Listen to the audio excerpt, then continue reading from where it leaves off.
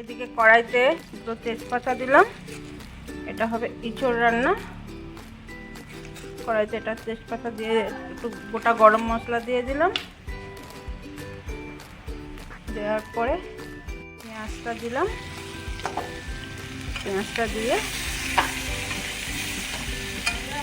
নাড়িয়ে দিয়ে সামান্য একটু চিনি দিলাম, হলুদের গুঁড়ো দিলাম,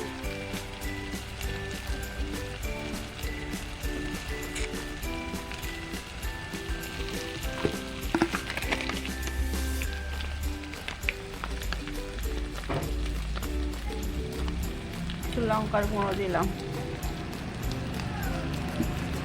দিয়ে দিলাম।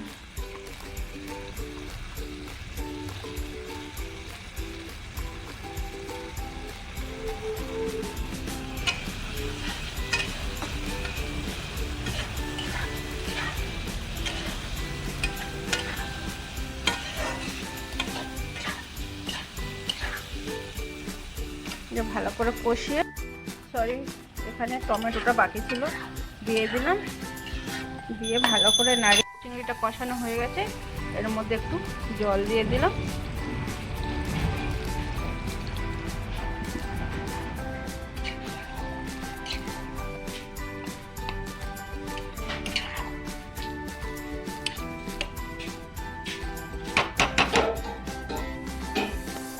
তো হচ্ছে কে বন্ধুরা, এই হচ্ছে কে ফাইনাল লুক।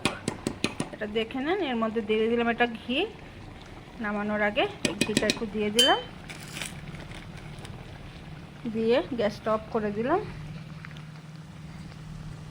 ঘিটা ফ্রিজে রেখেছিলাম তো একটু বসে গেছে, জমে শক্ত হয়ে গেছে, তো এখন দিয়ে দিলাম এই সানরাইজ শাহি গরম মশলা দিয়ে।